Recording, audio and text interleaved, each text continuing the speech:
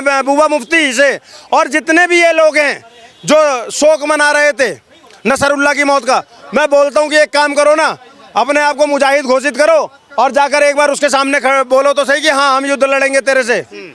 Nesto नाबूद कर देगा, उसका नाम नेत्याहून है। छोड़ूंगा नहीं, ईरान को नक्शे से मिटा दूंगा। और उसने बोला है तो ये बात याद रखना ईरानियों, और उनके जितने ये नाजायज औलादे यहाँ हिंदुस्तान में खुश हो रहे थे, याद रखना कर रोने के लिए तैयार रहना।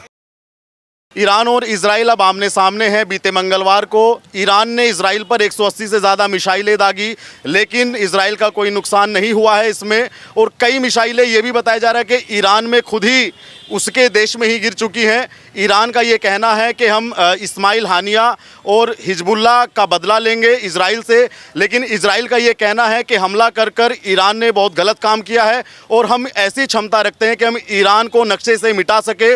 और क्या ऐसा हो सकता है कि ईरान में मुस्लिम कट्टरपंथियों का जो शासन चल रहा है उससे छुटकारा मिल जाए। ये तमाम लोग हैं, इनसे जानेंगे क्या आने वाले समय में ईरान वाकई नक्शे से गायब होने वाला है और क्या आतंकवाद, जो कट्टरपंथी मुस्लिम आतंकवाद है, उसके शासन से छुटकारा मिल जाएगा ईरान को।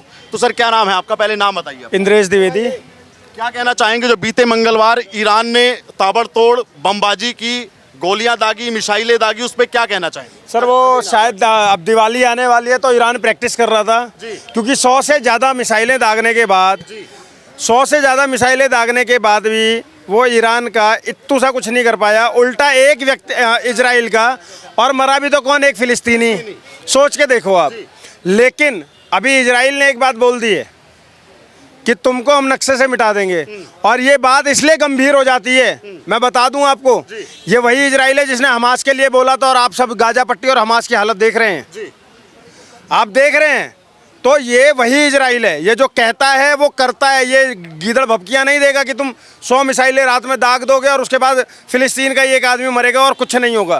तो ईरान तो सिर्फ दिवाली की प्रैक्टिस कर रहा था, मुझे ऐसा लगा, इससे इतर और कुछ भी नहीं नजर आया। समझ गए?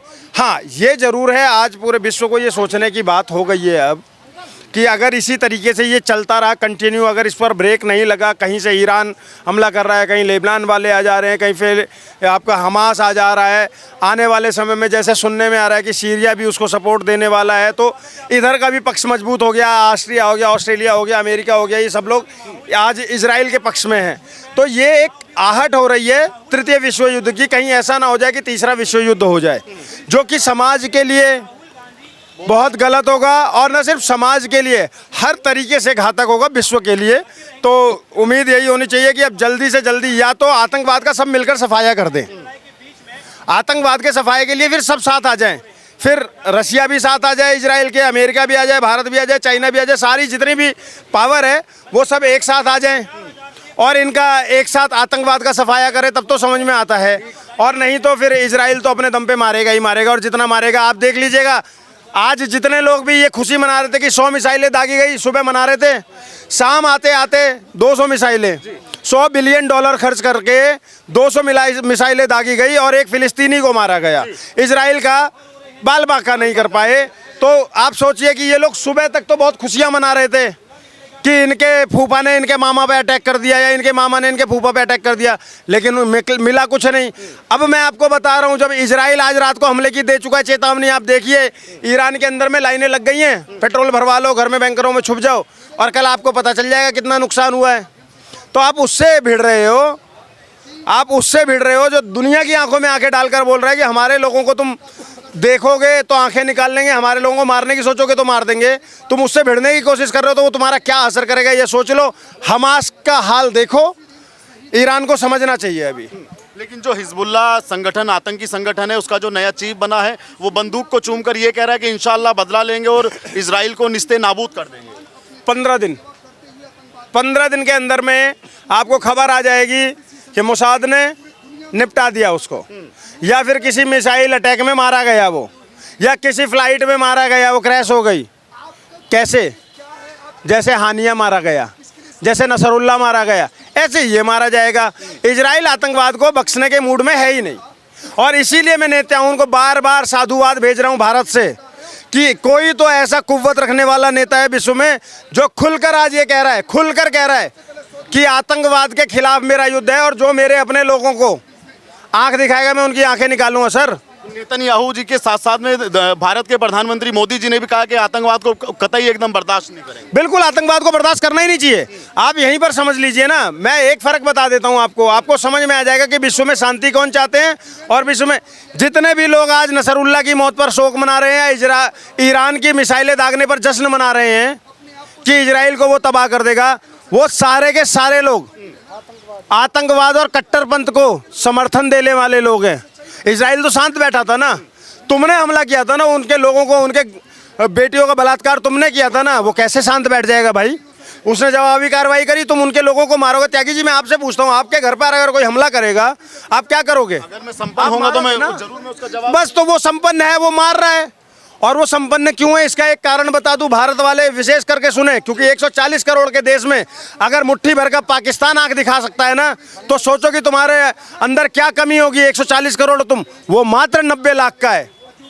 मात्र 90 लाख की जनसंख्या वाला देश आज पूरे विश्व के अंदर में अगर डंके की चोट पर यह कह रहा है पूरे विश्व में कि जो मेरे देश के मेरे नागरिकों के ऊपर आंख उठाएगा उसकी आंखें फोड़ दूंगा, तो वो इसलिए कह रहा है क्योंकि उस देश के 90 लाख के 90 लाख लोग राष्ट्रवादी हैं और एक दूसरे की टांग नहीं खींचते हैं। ट्रेनिंग आर्मी का भी समझ गए, आर्मी का ट्रेनिंग भी मिलता है। तो ये सारी चीजें आपको समझना पड़ेगा। एक देश तभी मजबूत होता है जब उस देश के नागरिक अपने नेता को सशक्त करें। आज नेताओं को पता है कि मेरे साथ ये 90 लाख के 90 लाख खड़े हैं, लेकिन हमारे यहाँ क्या होता है, हमें पाकिस्तान आंख क्यों दिखा देता है, बांग्लादेश आंख क्यों दिखा देता है? अंदर बहुत सारे इसका कारण बता देता हूँ सर। हमारी सेना जब जाकर बालाकोट करती है तो ये हमसे सबूत मांगते हैं। कौन मांगता सबूत? अरविंद केजरीवाल जैसे 2 कौड़ी के नेता, ये कांग्रेसी जिनके जमाने में हमें आए दिन बम धमाके होते थे, आए दिन सीज फायर होते थे, ये सबूत मांगते हैं सेना के शौर्य का। ये वही दोगले लोग हैं जिनके समय पर सेना के ऊपर में कश्मीर के अंदर में थप्पड़ मार दिया जाता था।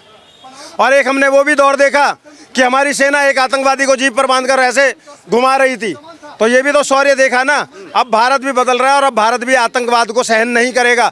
और मैं तो विश्व से कह रहा हूँ, आज अमेरिका, भारत, रसिया, सबको ये एक होकर अब ये डिसीजन लेना पड़ेगा कि ये जितने भी आतंकवादी हैं, इनको सबको निपटाना चाहिए। सर, इसमें कोई दो राय नहीं, आतंकवाद इस्लामी ही होता है।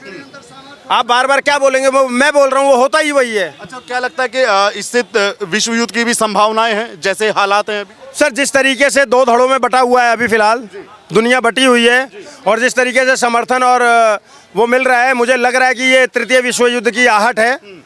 लेकिन शायद भारत इसमें बड़ी भूमिका निभा जाए और तृतीय विश्व युद्ध ना हो, मुझे ऐसा लगता है। भारत की भूमिका से आपका आशय ये है कि भारत अगर प्रधानमंत्री मोदी चाहें तो ये रुक सकता है, समझौता हो सकता है?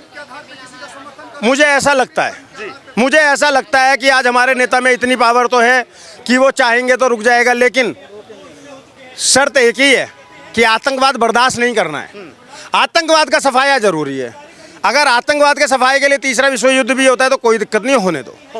अच्छा, अब मेरा सवाल आपसे ये है कि जो लोग भारत में रहकर बांग्लादेश पर उनके मुंह पे टेप होती है, लेकिन आज वो हिजबुल्लाह के जो चीफ है उसकी मौत पर उनके आंसू बहते हैं और तमाम जगहों पर उनके आंसू बहते हैं, लेकिन बांग्लादेश पर या संदेश खाली पर उनकी चीखें, उनके आंसू नहीं आते। सर, बता देता हूँ उसका मुफ्ती ने प्रचार रोका। हाँ, मैं बता देता हूँ उसका सबसे बड़ा रीजन एक ही है, दोगले लोग हैं जो कभी अपनों के नहीं हुए वो आपके नहीं होंगे। इस बात को समझना।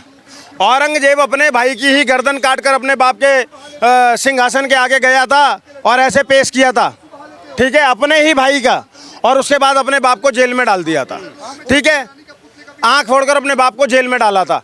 तो जो लोग अपनों के नहीं हुए वो आपके तो नहीं होंगे, पहली चीज।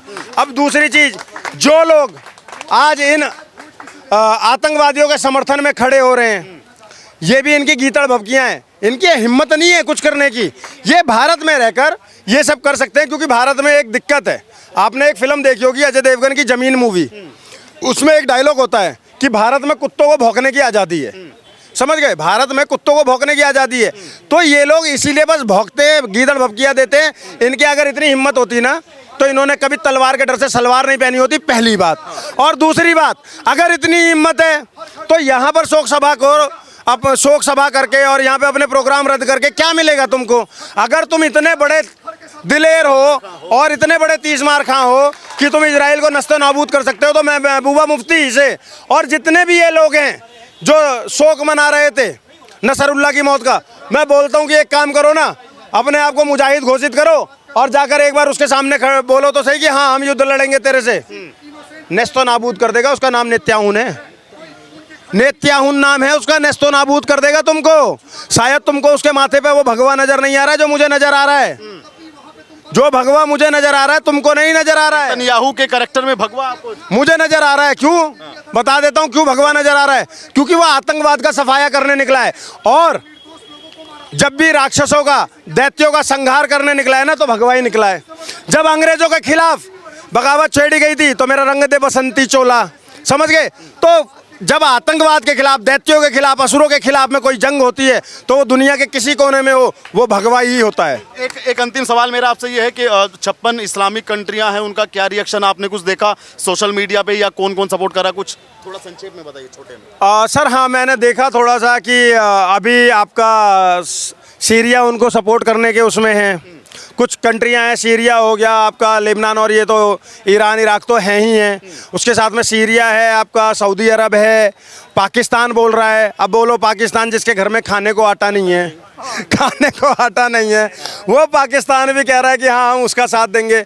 लेकिन उधर में भी साथ देने के लिए लोग हैं, जैसे ऑस्ट्रिया हो गया, अमेरिका हो गया, ऑस्ट्रेलिया हो गया, इस टाइप के बहुत सारे देश हैं जो उधर से, फ्रांस, जर्मनी, ये सब लोग भी अब खुलकर समर्थन कर रहे हैं कि उनके साथ है। और अमेरिका ने तो इवन बोल भी दिया कि इसकी मिसाइलों को वो किया जाए, और ईरान को बोल दिया कि औकात में रहो। और जो मुझे किसी से कुछ नहीं पता, मुझे इतना पता है नेत्याहुन ने, आप समझ सकते हो नेत्याहुन का नाम लेते हुए मैं गौरवान्वित क्यों महसूस कर रहा हूँ, क्योंकि एक शख्स ने आतंकवाद के खिलाफ मुहिम छेड़ी है। इन आतंकवादियों ने सिर्फ हिंदुस्तान का ही नुकसान नहीं करा है, इंसानियत का नुकसान किया है, मानवता का नुकसान किया है। इसलिए मुझे ये खुशी हो रही है कि एक शख्स आज इनको नेस्तो नाबूद करने के लिए, और उसने बोला है कि छोड़ूंगा नहीं, ईरान को नक्शे से मिटा दूंगा, और उसने बोला है। तो ये बात याद रखना ईरानियों, और उनके जितने ये नाजायज औलादे यहाँ हिंदुस्तान में खुश हो रहे थे, याद रखना कर रोने के लिए तैयार रहना।